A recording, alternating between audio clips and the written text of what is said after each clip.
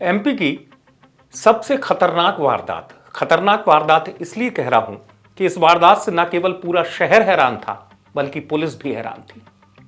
वारदात ही कुछ ऐसी थी।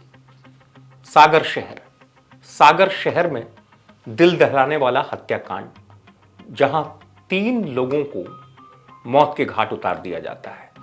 देर रात सागर पुलिस रोजमर्रा की तरह काम कर रही थी। सूचना मिलती है, केस आपने सुना होगा सागर का, जहां एक महिला और उसके बच्चों को मार दिया गया। ट्रिपल मर्डर के बाद पुलिस जो है वो इस कोशिश में थी कि आखिरकार घर पर रहने वाली एक गृहिणी यानी महिला, उसके बच्चे, उनका दुश्मन कौन, कत्ल की वजह क्या।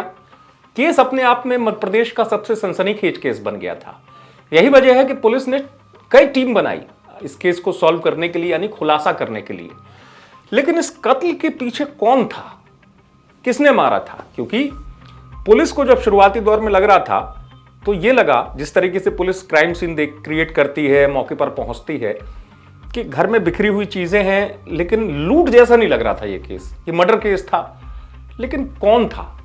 हालांकि खुलासा हुआ, लेकिन खुलासा काफी हैरान करने वाला था। दरअसल जिस महिला को मारा गया, उसको मारने वाला कोई और नहीं था, उसका देवर था। उसने सोची अपनी भाभी और अपनी भतीजियों का मर्डर कर दिया, 3 लोगों को मौत के घाट उतार दिया। पुलिस ने जब खुलासा किया तो कई हैरान करने वाली बातें भी सामने आई। टेक्निकल साक्ष्य भी एकत्र किए गए। इसी क्रम में जो है ये जानकारी प्राप्त हुई कि मृतिका है, उसका जो देवर है, जो अभी दिसंबर तक यहीं रह रहा था पत्नी के साथ में, क्योंकि उसकी अनुकंपा नियुक्ति हुई थी और वो अभी अपने जनवरी में ही अपनी पत्नी के साथ में दमोह में रह रहा है। वो घटना दिनांक को उसकी सागर में उपस्थिति थी, जिसके बारे में कोई जानकारी नहीं प्राप्त हुई थी, और उसके मोबाइल भी लगातार बंद चालू हुए थे। तो इसी क्रम में एक टीम जो है हमने उसके निवास दमोह में भिजवाने का प्रयास किया, दमोह में नहीं मिला। फिर ये जानकारी प्राप्त हुई कि पास में ही जो है एक सरखड़ी गांव है, जहाँ पे उसका ससुराल है, वहाँ भी उसका आना जाना होता है। वहाँ भी एक टीम गई और वहाँ से जो है उसको पकड़ करके लेकर के आए। उससे पूछताछ हुई। पहले तो जो है उसने कई बार अपने बयान बदले, लेकिन जब उसके सामने जो हमारे पास में उसके खिलाफ साक्ष्य थे वो सामने रख करके उससे हिकमत अमली से पूछताछ हुई, तो उसने पूरे घटनाक्रम का खुलासा किया। और जी हाँ, पुलिस अधिकारी जिस तरीके से बता रहे हैं, पुलिस के लिए चुनौती भरी बात थी कि आखिरकार कौन हो सकता है। लेकिन वजह क्या थी? क्या भाभी की किसी बात पर वो नाराज था? ऐसी कौन सी डिमांड थी जिसको लेकर वो इतना खतरनाक कातिल बन गया? वजह यह थी कि भाभी ने एक कमेंट कर दिया था।